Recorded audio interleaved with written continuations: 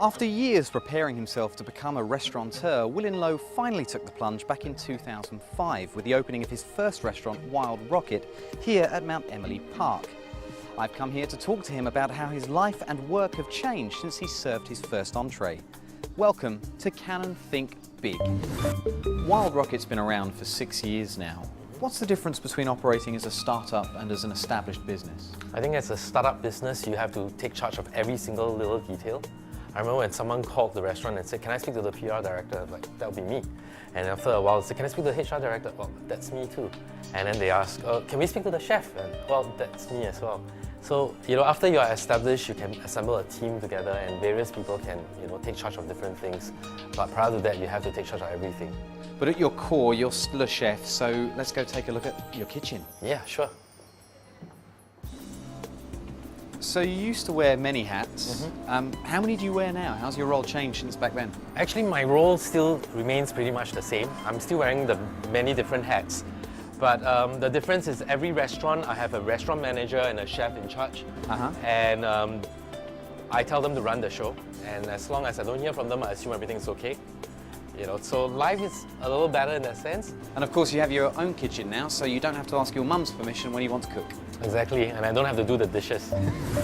You told me earlier that you don't have to do your own dishes anymore. Was that a key signifier that you'd moved out of startup mode and were now an established business?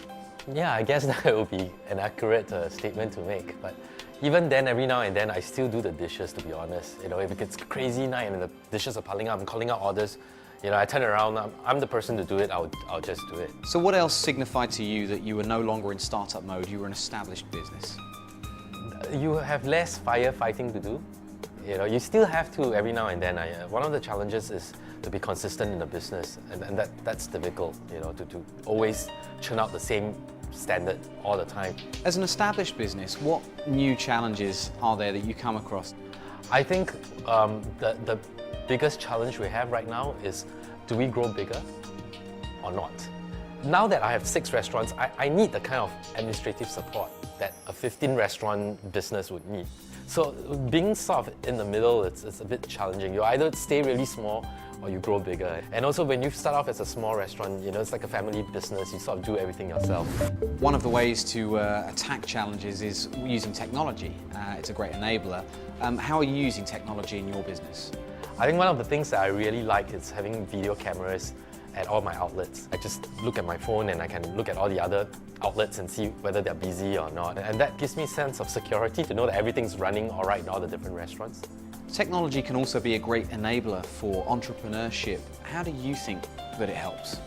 It can take off a lot of the work. Sometimes if you let technology help you, it frees you out to do other things. It's very important for a place like Singapore where staff shortage is a big problem.